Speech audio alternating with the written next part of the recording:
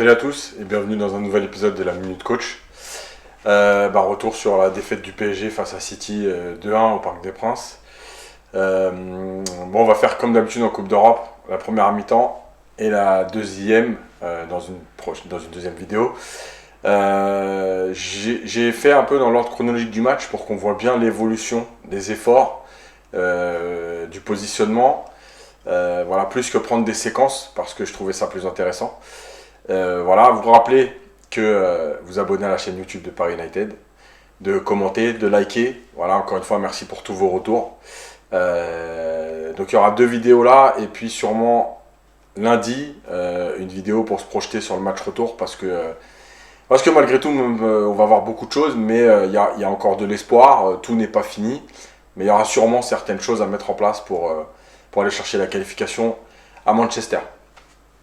Donc cette vidéo, la première mi-temps, un PSG au niveau, parce que le PSG a réalisé une très bonne première période, a su gêner Manchester City et a mis en place des choses très intéressantes prévues par Pochettino, et ça, ce sera le côté positif. Donc on voit là du jeu vers l'avant et du contre-pressing. Donc le jeu vers l'avant, comme d'habitude on l'avait répété, c'était quelque chose qui pouvait mettre en difficulté City.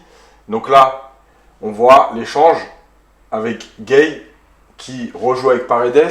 Paredes qui va se positionner beaucoup en première période entre les deux centraux. Et ça va avoir son importance. Donc là, Paredes, j'ai mis cette flèche-là pour dire que c'était le jeu le plus visible, le plus simple. On voit Mahrez qui commence à anticiper. Donc là, c'était d'aller chercher Becker. Sauf que Paredes va attendre le pressing de De Bruyne et choisir de jouer à l'intérieur avec Verratti. Prise de risque, Paris est bien, c'est dès le début de match, ça, au bout de 3 minutes. Donc voilà, Verratti va contrôler. Là, on voit Gundogan avec Neymar. À ce moment-là, Neymar va faire un appel dans la profondeur. Et regardez bien le positionnement de Gundogan, c'est pour ça que j'ai mis les 2 flèches, qui est presque au rond central là. Donc Verratti oriente. Et en fait, l'appel de Neymar emmène Gundogan légèrement. Ce qui fait que ça ouvre. Si Gundogan était resté, si tout le monde était resté ici, cette passe-là n'aurait pas pu être possible. Là, le fait de faire cette course-là, d'attirer Gundogan, parce qu'il se dit, bon, il faut que je suive Neymar au départ, il fait les 4-5 mètres, voilà, pour ouvrir. Du coup, Verratti peut trouver Di Maria. Di Maria, dos au jeu. Là, on est encore dans de la simplicité. Di Maria qui a réalisé un très bon match. On joue avec Gay et Di Maria qui est rentré à l'intérieur a attiré Cancelo. Résultat, on a tout cet espace qui est libéré. Gay a le ballon et il va trouver parfaitement Florenzi devant Foden. Voilà. Ça, c'est la continuité de l'action parce que le centre de Florenzi est un peu trop long. Et on voit que Paris a décidé de ne pas subir parce que ici, Mbappé fait la course pour empêcher Walker de relancer. On voit Bakker qui est ici quand même, Verratti. Donc les joueurs du PSG sont placés très haut sur le terrain. Résultat, on est obligé d'allonger côté City. Kimpembe est en place, il récupère de la tête. Et ici, il va y avoir une deuxième tête de Gundogan, c'est pour ça que je l'ai sauté. Mahrez, dos au jeu, mais il est pressé par Paredes. Il y a Gay qui est face à lui, il y a Verratti qui est pas loin, il y a Bakker et il y a Kimpembe. Et on va voir, le contrôle de Mahrez et Gay qui revenait de face, qui va récupérer le ballon. Avec encore une fois Verratti aussi. Il y a du monde, il y a Bakker. Voilà, la densité, on récupère, on est en place, on est haut. La densité, encore une fois, ça part d'une relance du gardien. On va jouer ici et on voit Neymar qui commence à faire la course. Donc il vient gêner. Donc il a déjà fermé une passe intérieure. Là on voit, en fait, Mahrez vient demander, mais Walker ne va pas jouer avec lui. Il va décider d'y aller tout seul. Et on voit là, ici, Paredes qui n'est pas loin. Et on voit les 3 joueurs qui sont venus fermer à l'intérieur. Résultat, Walker est bloqué. Voilà, et Neymar récupère le ballon. Tout ça, c'était dans le début de match où on sentait une réelle envie du PSG de presser, de ne pas subir, de ne pas attendre. Et on continue avec l'idée de faire reculer le bloc et ensuite d'obliger Manchester City à jouer long comme on l'avait avec Walker avant. Ça s'est passé. Donc là, Paris est en place. Alors rappelez-vous ce que j'avais expliqué dans la vidéo d'avant-match. cette histoire de faux neuf, où des fois il n'y a personne ici. Donc on voit, il y a beaucoup de Parisiens libres. Et l'idée, c'est toujours de se dire comment on s'organise. C'est pas de se dire faut suivre, c'est comment on s'organise. Il faut juste de la cohérence et une organisation collective. À savoir, si on suit tous. Si on ne suit pas et qu'on reste ici, on reste tous. Voilà, il ne faut pas qu'il y en ait un qui aille se perdre dans un pressing et déséquilibrer tout le monde. En tout cas, Paris est en place. On voit bien les deux lignes de 4. Foden a le ballon. Neymar est revenu faire l'effort à l'intérieur. Et on le voit déjà, il anticipe la passe. Il va intercepter. Là, j'ai mis la ligne pour voir la hauteur du bloc parisien. Et ce qui va se passer au moment de l'interception, et ça aura une incidence sur la seconde période, quand je ferai la deuxième vidéo, vous verrez la différence d'attitude. Donc là, la ligne, on voit bien, elle est là. Vous pouvez compter les bandes. 1, 2, 3, 4. En gros, dans la 5e bande. Neymar intercepte. Bon, il ne va pas garder le ballon, malheureusement, c'est pas grave. Mais quand le joueur de City récupère, on voit l'attitude des joueurs parisiens qui avancent. Et sur l'image d'après, eh ben, on est déjà dans la 2e bande, alors qu'on était dans la 5e bande au départ. Ce qui veut dire qu'à ce moment-là du match, la défense, parce qu'on oublie souvent que c'est aussi la défense qui fait avancer un bloc, c'est pas seulement les attaquants avec des appels ou en gardant le ballon, c'est la défense qui décide de dire avancer et qui en fait force les milieux à avancer en eux-mêmes avançant. Donc on a gagné 3 bandes, ici on va dire 15 à 20 mètres. Voilà, Paris a décidé de ne pas subir. Et ça a son importance encore une fois ici. Parce que quand Gundogan va récupérer le ballon, il vient trouver à l'intérieur Rodri. Là, on voit les Parisiens qui sont en place. Là, on ne peut pas trouver de passe à l'intérieur. Résultat, il ne reste qu'une seule solution. Enfin, deux. La première est de ressortir le ballon. Et la deuxième, c'est de jouer long par-dessus. On voit Mahrez qui démarre son appel là. Voilà, il est parti. Et là, quand vous jouez comme ça, évidemment qu'il y a la place, mais il faut être très juste techniquement. Et ça ne va pas être le cas. Donc, encore une fois, City est en difficulté parce qu'il ne trouve pas de solution. Et l'histoire de leur faux neuf à ce moment-là, ça ne fonctionne pas parce que Paris reste organisé et en fait ne suit pas les joueurs qui dézonent, qui fuient. Et du coup, ça ne crée pas d'espace pour l'instant. Moins percutant, alors, c'est aussi une question de performance individuelle. On a parlé d'Mbappé. Encore une fois, l'idée n'est pas de dire « écoutez, j'avais raison », etc. Mbappé a beaucoup joué depuis Barcelone. Il veut enchaîner les matchs. Il a joué tout le match contre Strasbourg, il a joué tout le match à Metz, etc. Moi, j'avais dit, le truc, c'est pas de ne pas jouer. Mais, par exemple, à Strasbourg, quand vous menez 3-1 à la 65e, 70e, est-ce que réellement, Mbappé doit rester sur le terrain jusqu'à la 90e? Moi, je pense que non. Voilà. Je ne détiens pas de vérité, je pense que non. Malheureusement, comme par hasard, dans un soir où il y a besoin de lui, il n'avait pas les jambes. Et on va le voir sur certaines actions. Il n'a donc pas fait d'appel, ou beaucoup moins. Il n'a pas pu percuter, il n'a pas pu accélérer. Il s'est souvent touché le mollet et s'est tiré, ce qui veut dire qu'il avait musculairement, il était fatigué. Et c'est comme tout dans la vie, vous ne dormez pas, vous êtes fatigué. Là, peut-être qu'il y a le stress qui joue, une demi-finale, etc. Il n'y a pas de problème. Bon, même si Mbappé a quand même joué finale de Coupe du Monde, finale de Champions League. Donc, il commence à avoir de l'expérience de ce côté-là. Mais malgré tout, la fatigue accumulée, ça compte. Et tous ces matchs joués, je pense qu'à l'arrivée, c'est un problème. Mais c'est aussi l'inverse avec Neymar qui n'est pas capable aujourd'hui d'enchaîner puisqu'il a joué 15 matchs depuis le début de saison. Donc, en fait, il faut trouver le juste milieu. Oui, Mbappé peut jouer régulièrement, mais peut-être que le sortir à la 65e, 70e, c'est pas un drame. Et avoir joué 1 heure, ça permet de garder le rythme. Voilà. En plus, on n'arrête pas de nous répéter qu'il n'y a pas de préparation physique depuis le début de l'année, qu'il y a le Covid. Voilà. Bref, en tout cas, il a été moins percutant et on va voir pourquoi. Et c'est tout le PSG qui a été moins percutant aussi. Là, on récupère le ballon, Bakker au duel. Et le ballon va arriver sur Mbappé. Et là, dans les matchs précédents, le Bayern, le Barça, il se serait retourné et aurait accéléré.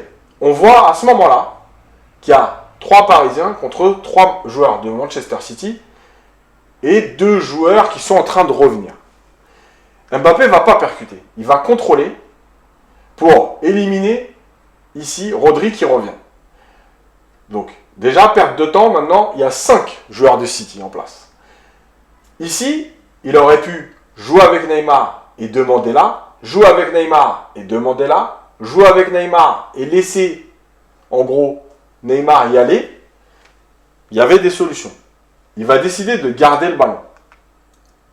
Voilà, il va faire un passement de jambes inutile parce que Rodri est à 5 mètres. Et là, encore une fois, on voit Neymar qui se déplace, il peut jouer avec Neymar dans le dos et demander. Mais il n'a pas les jambes. Il aurait pu essayer de trouver Di Maria, elle est beaucoup plus dure cette passe-là, mais bon, voilà. Et il y a Verratti ici. Et en plus, sa passe ne va pas être bonne, parce qu'elle va être donnée. On voit Verratti qui ralentit sa course. Au lieu d'être donnée dans l'espace pour que Verratti avance, elle est donnée sur Verratti. Et donc Verratti est obligé de ralentir de faire son contrôle, de ralentir sa course. Résultat, 4, 7, 8 joueurs de Manchester City qui se sont replacés. Voilà. Manchester City n'aime pas courir après le ballon, mais par contre, ils ont quand même une capacité à se replacer très vite. Si vous ne mettez pas de la vitesse et de la percussion, ben ce 3 contre... Enfin, non, il était là. 3 contre 3 d'il y a 5 secondes se retrouve à être à un 4 contre 8. Voilà. Et vous êtes obligé, je l'ai mis ici, de ressortir le ballon parce qu'on ne peut plus jouer. Voilà. Ça, c'est le symbolique du mauvais match d'Mbappé, qui n'a pas du tout été dans la bonne attitude, mais qui n'a pas du tout été dans l'attitude qu'il avait eue dans les matchs où il a fait mal. Encore une fois, quand je dis qu'il percute, ça ne veut pas dire t'es un tout droit, tu fais que courir. Ça veut dire que tu joues sur tes qualités et avec ta vitesse, mets un peu d'intelligence de jeu et ça va aller. Voilà. Le problème, c'est que je pense qu'il n'avait pas les jambes pour le faire. Neymar, parce qu'évidemment Mbappé n'est pas tout seul, Neymar qui a ralenti le jeu. Ici, Florenzi qui va sortir le ballon. On le voit s'orienter vers Marquinhos et on va voir s'il va anticiper la passe. Voilà. Mais Florenzi va décider de jouer Gay au moment où Silva va aller presser. On joue Gay. Gay avance et va chercher Neymar ici. Là, il va y avoir un échange que j'ai sauté rapidement, Di Maria, Neymar. Neymar est là. Et là, il va décider de percuter.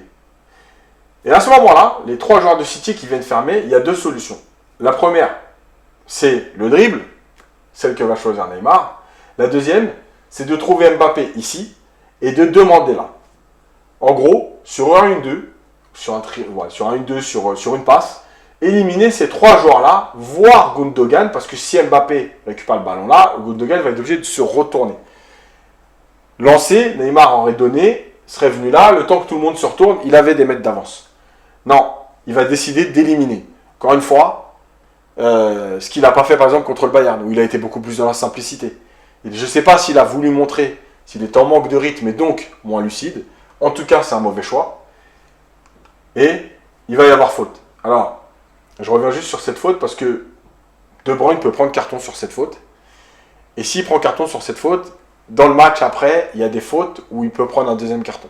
Voilà. L'importance de